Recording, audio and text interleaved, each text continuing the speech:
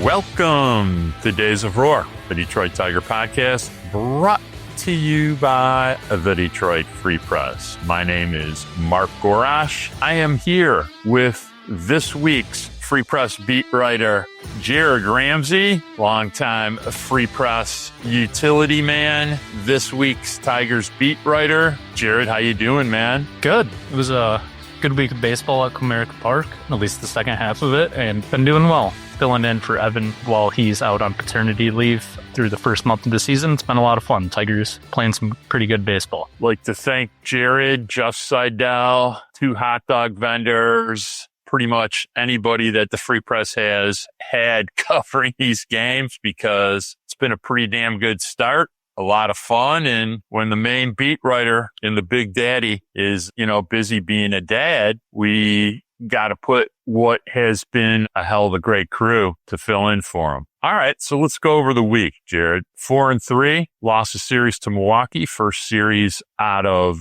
the previous 5 that they lost. Jumped back in against the KC Royals, who forgot to buy outfielders and pretty much anybody that can hit on their team besides Sal Perez and Vinny Pasquantino and the A-Rod clone Bobby Witt. Tried to sweep the series, won the first 3, lost yesterday with Tarek Skubal on the mound, but a pretty damn good series. What'd you see in that series down at the park this weekend? Yeah, they were right in it until the end yesterday. Obviously, they lost in extra innings. The Royals did a really good job of making life difficult for Tarek Skubal, sending a lot of balls the other way. He gave up 7 hits, all singles to right field. And the game ultimately comes down to Javi Baez making that error in the 8th inning that lets the Royals tie it, force extra innings, and they were able to get the designated runner in, and Tigers weren't. But first 3 games, Tigers pitching really shut down Kansas City. Good starts from Casey Mize, Jackson Jobe. Bullpen did its job, and Spencer Torkelson continues to hit the ball really well, really far. Zach McKinstry continuing to be the spark plug that AJ Hinch loves and filling in the right field. And there were a few more injuries. The biggest one obviously being Kerry Carpenter and his status. He left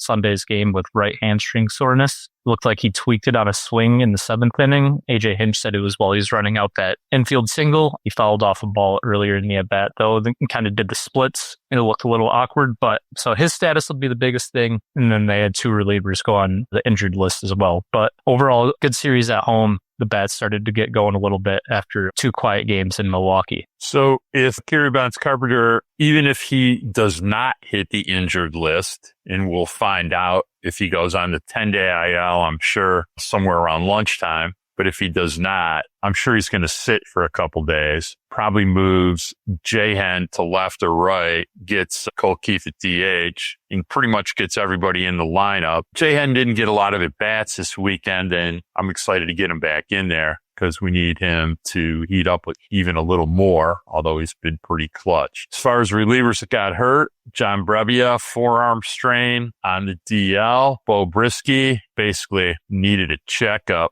and a tune-up because he did not look very good. And they say he has an ankle issue, but it was a good time for Bo to maybe take 2 weeks. I think they brought up Brady Horn's a left-hander, has extremely great stuff and pretty close to no idea where it's going, but Federer has been always intrigued by him, and I thought it was a good opportunity to get him up here, pitch some mop-up. Thinning out the bullpen, though, because now you have, Maeda and Horn, who both you really can't use in any type of leverage situation. Montero will stay.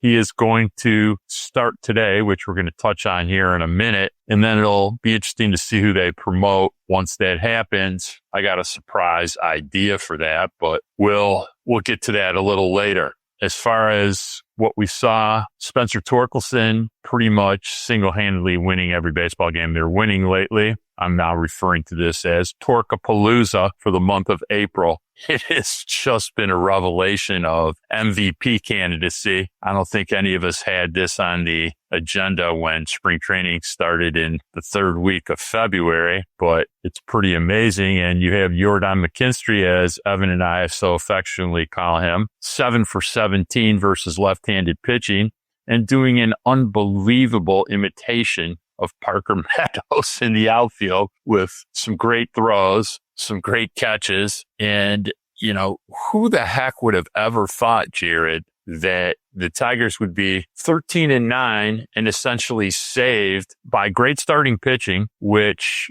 for the last 55 games of 2023 was essentially Tarik Skubal in pitching chaos and Jordan McKinstry and Spencer Torkelson. So if you had that when spring training started as the reason why the Tigers would jump off to a great 13-9 start against a bunch of division teams, the Dodgers, etc., you were wrong. So good luck on that one. So I'm curious, your first week to hang out in the locker room. So give us your impressions of the vibe and, what it's like in there for you. You haven't been in there a ton. And I'm curious to share the experience of being in a big league locker room and a team that's winning, and especially this team that seems so tight. Yeah, the vibes inside the locker room are pretty great, all things considered. Some of the injured players like Parker Meadows and Matt Vierling are doing their rehab up in Detroit. And so been able to see them, talk to them about how things are going, both progressing and throwing program now. Parker just started this week and he said the nerves waking up a little bit. So that's something to monitor. But just overall, the vibes are really good. The pitching staff's super close. Every day in the locker room, you'll get the relievers joking around with each other, messing with the starters who aren't starting that day, whether it was like Tommy Kahnle talking to Casey Mize yesterday before the game about his start. Just really good vibes. Spencer Torkelson, every time you see him in the locker room, he's got a massive smile on his face. And with the way he's playing, I completely understand. He's doing great. He and Riley are next to each other. Great vibes between the two of them. Just overall, a lot of positive attitude about the way they started. 8-2 at Comerica Park, 8-2 against AL Central teams. And considering all the injuries that they've had, I mean, they're just plugging and playing. Like you talk to Zach, you talk to Justin Henry. Any of these players that are kind of on the periphery or not exactly sure where they're playing, they're all bought into AJ Hinch's message of just focused winning the game that day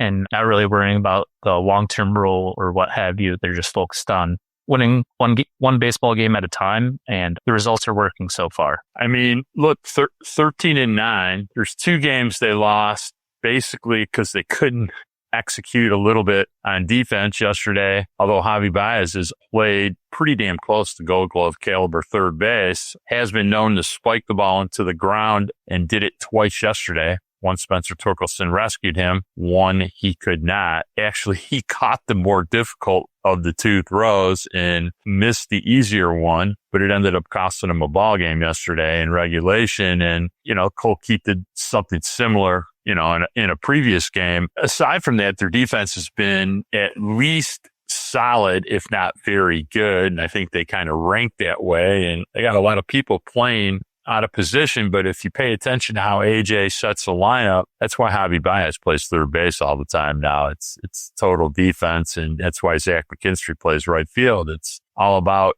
run prevention with them, kind of the way the Indians play their defense and set their lineup these days. And the Tigers have got, thank goodness, a lot of timely hitting out of unexpected sources, because we're going to jump into the first question of the big 2. Tell me what your impressions are, because is Riley Greene broken or hurt? Or as somebody I consider myself a huge Riley Greene guy, something, and I will discuss from what my viewpoints are, something's not right there. It's more than a slump, and slumps are fine, and Riley does go in funks, but something's not right there. And I'm just kind of curious. You've been down there all week, and have you noticed anything? And I'm kind of curious about your thoughts about this. Yeah, talking to Riley and then talking to some other people in the locker room after his 3-hit game in the first game against KC, and they kind of just chalked it up to just a normal going through the slump. But yeah, his numbers are down a little bit. His strikeout rate's up, his walk rate's down, and he's seeing a lot more off-speed pitches, and he's not been able to drive them as we expect Riley Greene to be able to drive the ball. Most of his hits are singles to the pull side, and when he has unlocked the power, most of it's been the other way. He just hasn't been able to do it quite as much. And so I think he's figuring some stuff out. He still seems like the same Riley Greene. Every single day, he's in there early, talking to people. Doesn't seem like anything's wrong. It's just, they're just chalking it up to an early slump. But the numbers are down based on the player tracking stuff from Savant. It seems like his batting stance has changed just a touch. And I I'm not sure if that's affecting things, but I mean, he has the numbers. His numbers are down a little bit, and you'd expect Riley maybe to have a similar performance to what Spencer Torkelson's been able to put up so far this year. I'll share with you a couple of things that are a little strange for me. Not walking nearly as much as he typically does. He's only walked 5 times this year in 89 plate appearances. He walked 23 times last April, which was not a month that he duplicated for the rest of the year, but he did have a walk rate of 11% last year. So, his walk rate this year is, down in the 6s. That's not a good sign for Riley Greene. Seems fooled on tons of pitches, not guessing right when he does guess. As far as, hitting line drives and hitting the ball hard, just hasn't done that at all in the last 3 weeks. I mean, his barrel rate's 5.7%. His barrel rate for the season last year was 13.4%. So this launch angle's down over 2% from 12.2 to 9.9. But he just doesn't seem to be and I love to use this word to describe hitters who are hitting the ball well. I do it all the time with Spencer Torkelson now, and it's very appropriate. It helps fans understand why he's hitting well. But Riley Greene's not on time. He's not on time ever. He hasn't been on time in 3 weeks. And even when he had 3 hits this week, although he hit one pretty hard, he's just never squaring the ball up really solidly. And the best version of Riley Greene is the Riley Greene hitting home runs to left field and then working the rest of the field from that. And he hasn't done that since the first 10 days of the season. It's pretty ugly. There's another part of this that people might not notice that's a little bit more subtle besides just the stance changes, which I'm going to come back to in a second. But Riley Greene is considerably slower as a runner this year than he's been at any time in his career. His sprint speed is down 1.2 feet per second. He is slower than Spencer Torkelson right now, and he was one of the 6 fastest Tigers last year. He's slower going home the first. He's slower in 90 feet. He's slower in the outfield. For sure. I don't even know how they're playing him in center. And just in general, his entire gait, he does not look healthy. He looks like he's running with a groin injury. It's something I have never seen from him before. And I'm a huge Riley Greene guy. I mean, he had a 1-for-31 slump, standing deeper in the box. And like I said, he's missing meatballs that are 92 and 93 miles an hour in the middle of the plate. I get going through it for 2 or 3 weeks, but it just seems so much more than that. And I think it's something we need to watch. Riley Greene has been injured, every season he's been a Tiger. He just somehow doesn't look healthy to me.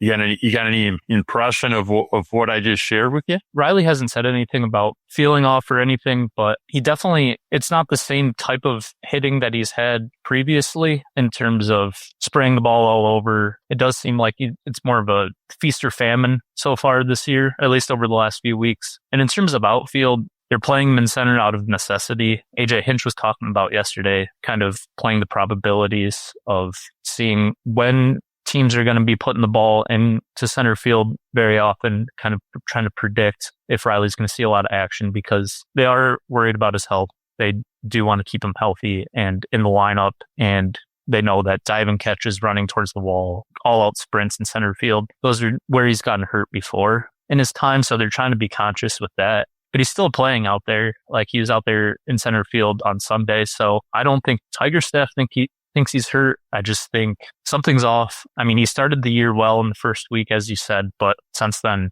it definitely seems like something's off. So that is something to monitor because he is the biggest X factor in the Tigers batting lineup and arguably the biggest X factor on the entire team. Yeah. I mean, look, Tigers, if you want to get technical, are 13-5 in their last 18. They've won 5 of their last 6 series. Riley Greene has contributed almost nothing at all to that. And the fact that they've been able to play that well without a productive Riley Greene is pretty miraculous, to be really honest with you. But I'm curious, maybe you can either bring up to him or bring up to AJ the difference in sprint speed. That's a pretty severe drop in sprint speed for, Riley's not the worst athlete. In fact, Riley's a better athlete than he looks. He does not have, a sprinter's running style, but he's normally much faster than it looks like he is when he's running. So I'm just kind of curious about the whole thing. And do I think he'll eventually hit? Yeah, everybody would. I mean, Riley Greene can mash, man. And against really, really good pitching. It's just a little bit concerning when A, he doesn't look healthy, and B, he's not hitting 92 and 93 down the middle. That's something that needs to change. And I'm sure when it does, it's going to, if Torque is still swinging the way he's swinging now, and Kerry Bonds Carpenter is healthy, that's a pretty formidable 3-4-5, 2-3-4, whatever way AJ likes to spread them out.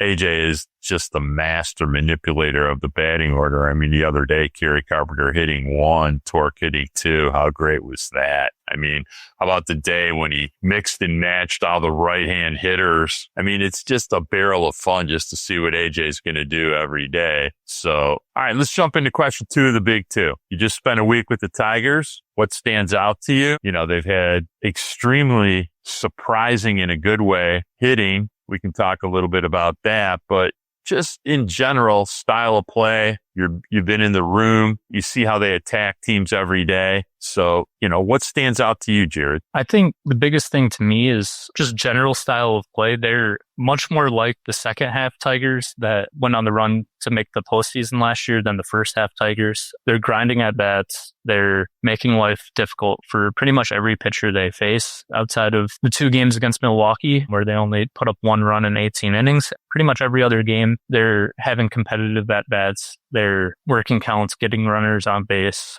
making things difficult. And then the starting pitching's been remarkable. 1 through 5 has been really, really strong. The biggest weak link in the starting lineup or starting rotation is probably Reese Olson so far. But his last outing, he had a scoreless outing. His changeup looked really, really good, keeping hitters off balance with that. Jackson Jobe starting to settle in and show why he's the top pitching prospect in baseball. Casey Mize looks like a whole new pitcher with the way he's working his splitter and slider off his fastball and just missing bats. And then Tarek Skubal has been Tarek Skubal. I mean, Sunday's start wasn't necessarily up to his standards, but the Royals always have good game plan for him. But they're making life tough, getting hits when they need to, and leaning on their pitching, which has been a formula over the last 7-8 months for him to win ball games, and it continues to work. And even as the injuries stack up, like if Carpenter goes on the IL, that'd be 4 outfielders on the injured list. And then Jake Rogers, their starting catcher, who's the captain of this pitching staff, he's been out for 12 games now,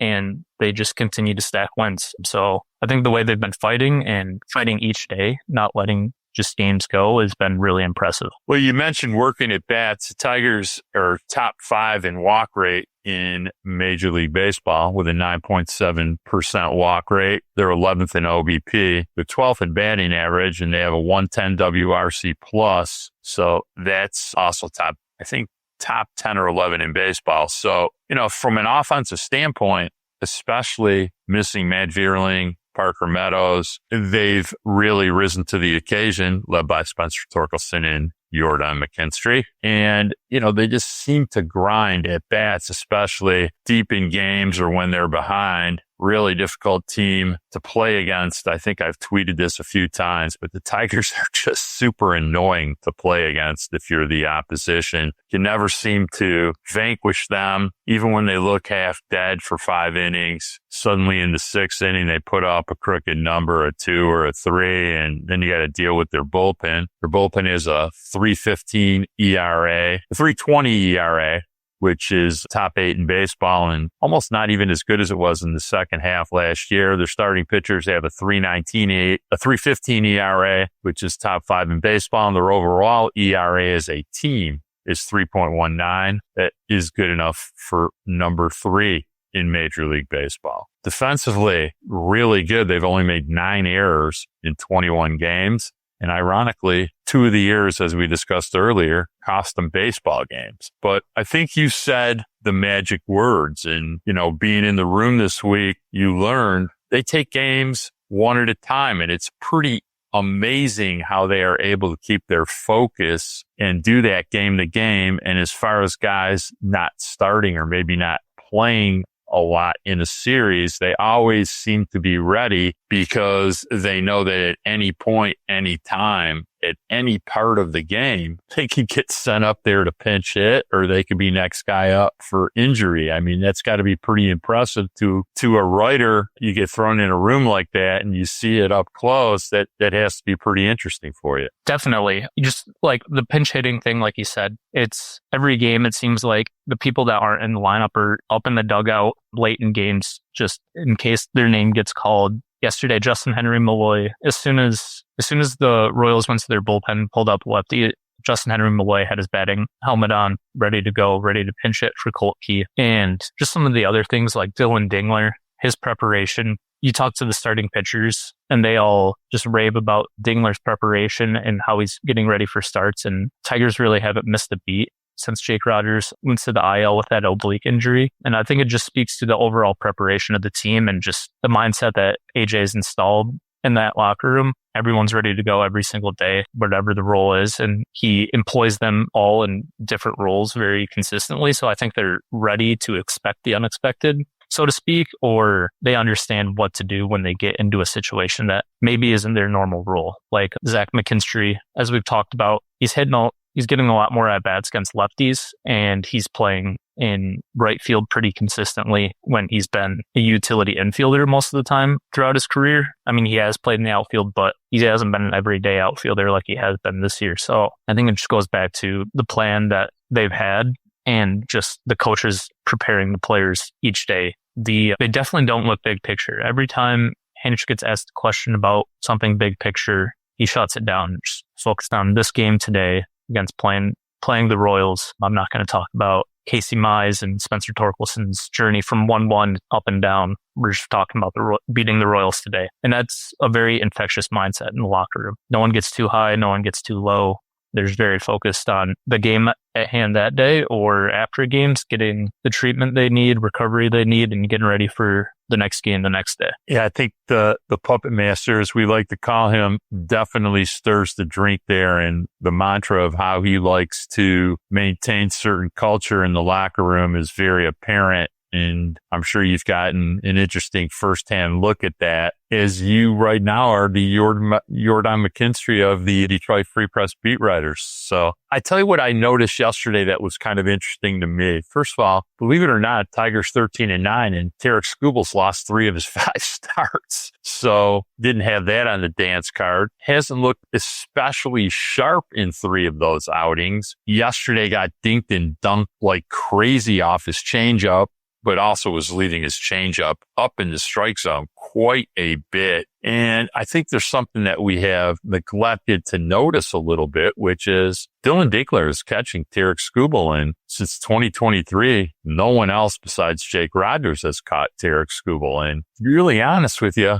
it looked a little different yesterday. Looked a little less decisive in some of the sequencing and the way he was locating pitches just in general. So I don't think it's anything to be too concerned about, but it definitely is probably a little bit of a transition for Tarek also. And just his overall command from game to game has not been quite as precise as it's been in 2024. And you could see it yesterday. I mean, when his command was good, he was having no problem with the Royals when he was leaving pitches up, especially his changeup, especially ahead with 2 strikes. They look like a bunch of 78-year-old British badminton players and were just flicking the ball out into the outfield. So something to watch, though. As far as you mentioned Reese Olson before, Reese Olson threw 31 changeups in his last outing against Kansas City, and I loved it. It was awesome. And that was a great change by Dylan Dingler. In the first inning, he was having trouble finishing hitters as he's had all season, went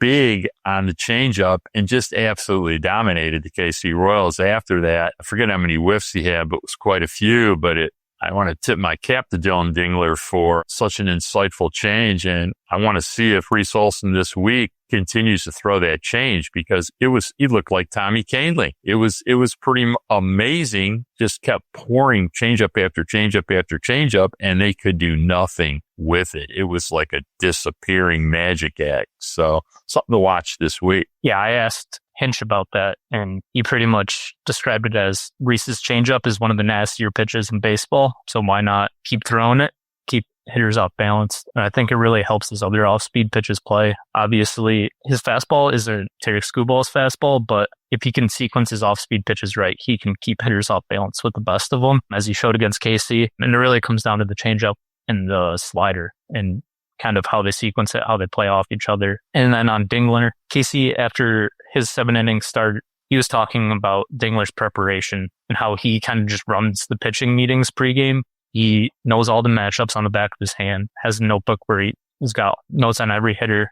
And he just said, Casey was saying that Dylan's preparation has really helped in conjunction with Fetter and just how to attack each lineup every day. And so I think Tigers, it's great experience for Dylan to get right now while Jake's out. And it can only be beneficial, I think, moving forward when they have both of them back, having two strong catchers that know how to handle all 5 starting pitchers. Yeah, I think it's been I think, Evan and I discussed that a while ago, but it's really helping to have Dylan Dingler catch so often. I'm hoping he works on catching some pop-ups near the stands a little bit better than he's done so far. He had some trouble with that again yesterday. But, his sequencing has really, really been very, very good. I did a great job with Mize on Saturday. Mize was not getting as many swing and misses on his split yet.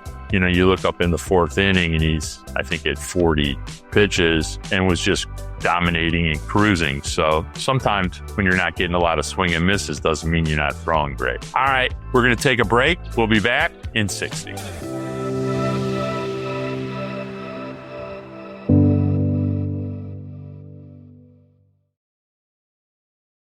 All right, we're back. Got Cater Montero on the mound today against the Padres. Padres have won 16 games, which is tied for the high in the major leagues. Let's jump into that a little bit. Interesting managerial tactics by A.J. Hinch to roll Cater Montero out there for the second time in the last 6 days.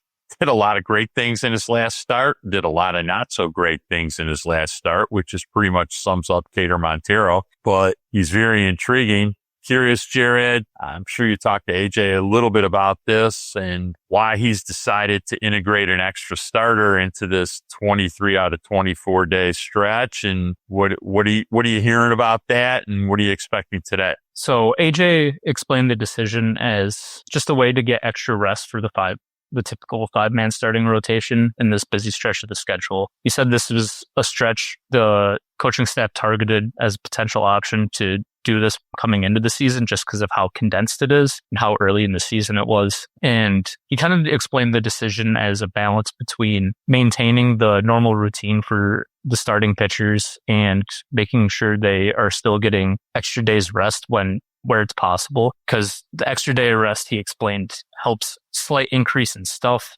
and just kind of helps the pitchers be more sharp. But obviously you don't want to rest them too long or it messes up with routine, which is very key in baseball. And he said they're going to try to get the extra day of rest where possible throughout the year. It's just the way with one off day in over 3 weeks, they needed an extra body to build in those extra days of rest. So that's why Cater's up. And I spoke to Cater yesterday about his start in Milwaukee, and he didn't feel necessarily great about how he pitched the first time up. Location issues led to giving up 5 runs to Milwaukee, and he's just really focused on the command and locating his off-speed pitches.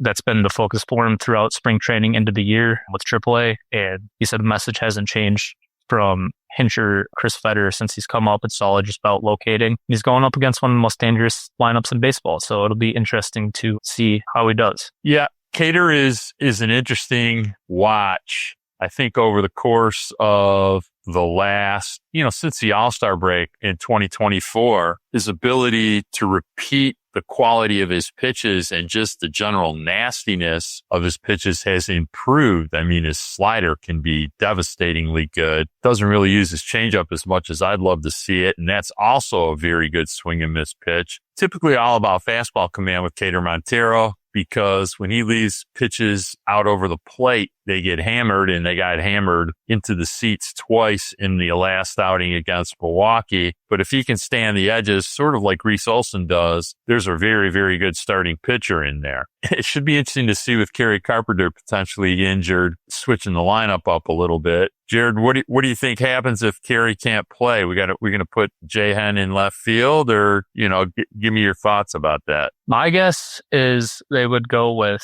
Riley in left field, Ryan Kreidler in center, and Zach McKinstry in right. Justin Henry Malloy has only been used as a designated hitter. So I think that would be considered how they roll with things originally. But if there's ever a time for Malloy to play in the field, it would be while Carpenter's out, and they could have Riley move to center. Javi's got a few innings in center if necessary. So, I mean, they have the options. My guess is Hinch would go defense first with Kreidler out there. Obviously, that it's kind of a give and take. Do you want offense or defense? Malloy is definitely a bigger positive at the plate than Kreidler, but I think they would go defense first and then kind of just play the matchup game, how they've been doing it. But it'll be interesting to see if Malloy does play in left field or right field, I guess, and how he does out there, since he hasn't had many reps at the major league level in outfield. They do not exactly have their best starting pitchers going in this series. You got Robert Vasquez, who I think only has 4 major league. Yes, he started, I think, 4 times last year. He's got 4 starts under his belt this year. Been pretty acceptable. Tomorrow they got Nick Pivetta and some big breaking stuff. They got Hart throwing on a Wednesday, who has 4 major league starts to his name, some of them in 2020. Is 32 years old. He's a left-hander.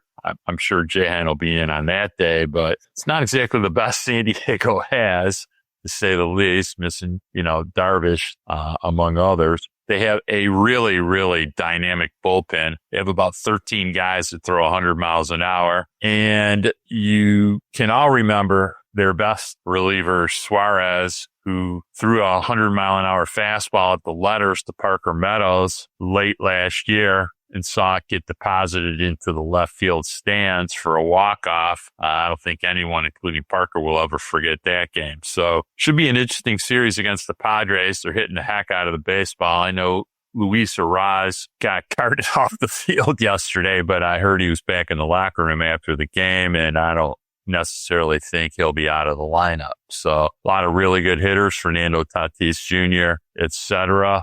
But should be a tough series against the Padres. After that, the Tigers go play Baltimore, who has typically been very good the last 2 years, but they are really struggling right now. They only allowed 24 runs yesterday. They had, I saw that the bottom 2 hitters in the Cincy lineup yesterday went a combined 11 for 13 with 13 runs batted in. I don't think in the 60 years I've been watching baseball I've ever seen that before. I've never seen the 8-9 hitters try to hit 13 runs in one baseball game.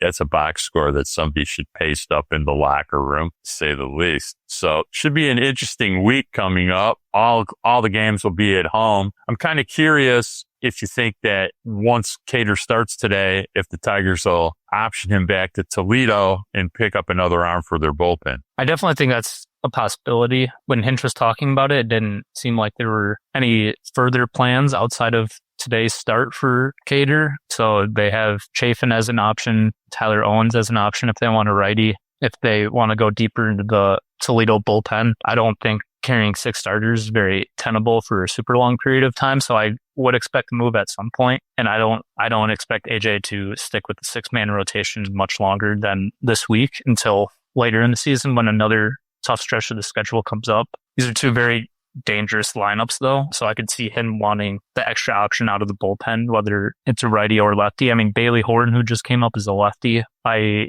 am not sure how high a leverage situations he'll be seeing, but they have other lefty options up as well, and Brant Herter. So I could see Tyler Owens as a potential option if they want another righty to replace Brebbia.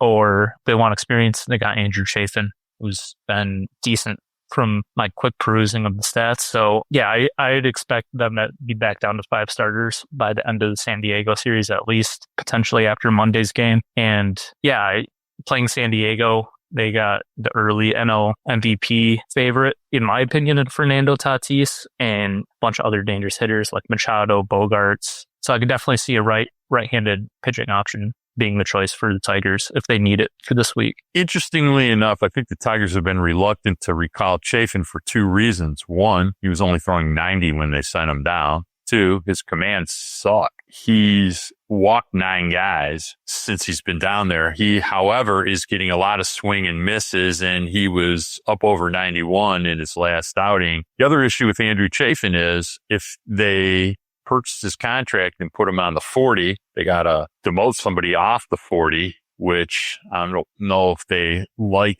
losing the flexibility, at least until Vierling and Meadows come back, A. And B, if he was bad, getting rid of him means DFAing him, and I'm not so sure they love that idea. So they'll be very cautious about when and how they promote Andrew Chafin. They'll make sure he's throwing well enough to stay. I think the plan always was for him to stay, but heaven knows Brent Herter really, really looking good right now as a left-hand option out of the pen. Command really picked up, was struggling to locate to his glove side in spring training. He looked magnificent yesterday, to say the least. I got a kind of a dark horse, weird candidate for the Tigers to bring into their bullpen. I saw that Michael Fulmer was DFA'd. He is a free agent right now. Saw him at spring training, looked kind of interesting, looked a lot like the Michael Fulmer of 2023, who the Tigers had released, who was, I think, pitching for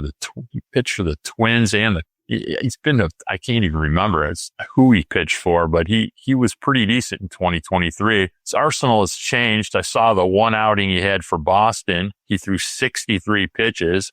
He threw 29 cutters. And thinking about what I saw from him in spring training, he looked like he could be kind of a good replacement for Brebbia. And God knows that Michael Fulmer is just about the best human being the Tigers have had in their locker room. So who can't root for Michael Fulmer? So my dark horse is totally from a selfish standpoint. I hope maybe they give some thought to signing Michael Fulmer. You got any thoughts about that? Nothing too deep. That would be, as you said, a cool story coming back to the Tigers organization. And that would definitely be the most veteran option if they want a right-handed pitcher versus bringing up someone like Tyler Owens. So that would be an interesting option for sure. Yeah, I just think, in a locker room of good guys who also understand AJ Hinch, they could do a lot worse. Tyler Owens has walked quite a few hitters in AAA. I'm not sure they're real anxious to recall him. They used Matt Manning in a relief outing last weekend,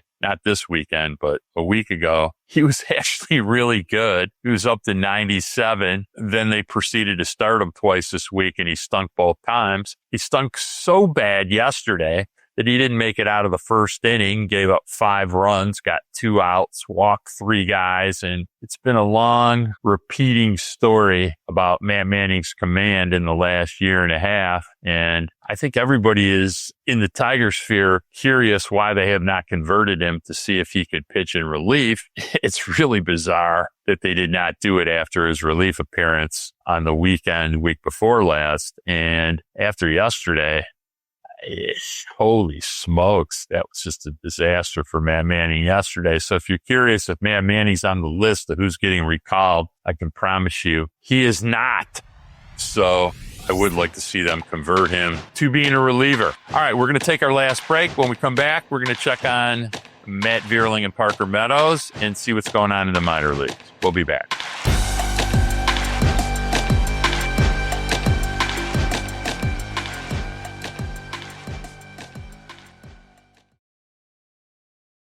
All right, we're back. I wanted to touch on something that you shared with us very early in the pod. You said that you spoke to Parker Meadows and you said the nerve is starting to wake up. So you got anything you can elaborate about that or no? Yeah, I just checked in with him yesterday after the game while waiting to see if Kerry Carpenter was going to show up and talk about his hamstring, but Parker Meadows started a return to play program with throwing this week, and he described it as very light so far. But he only started doing that because the nerve started to wake up, as he described it. And just thinking back to when the injury first occurred in spring training, Evan talked to a nerve specialist doctor, and he kind of described it as it's a wait and see game until the nerve kind of starts refiring, starts working again in the bicep. And that's when things can start to ramp up. So it sounds like he didn't go into too much detail about it, but he did say that it's starting to wake up a little bit, doctor said. And so he's starting to throw on.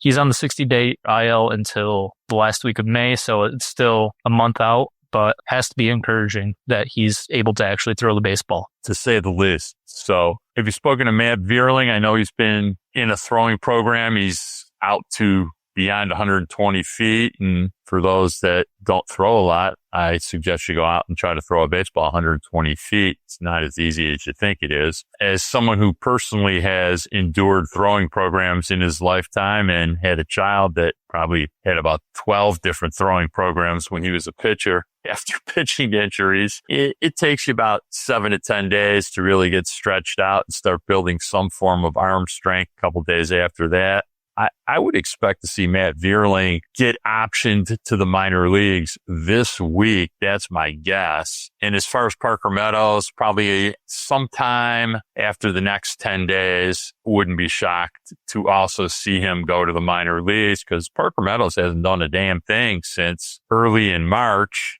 And it's going to take 20 days of playing to get him back to being ready. He can't come off the IL until May 23rd. So those of you eager to see Parker Meadows, it's going to take a while before he comes back.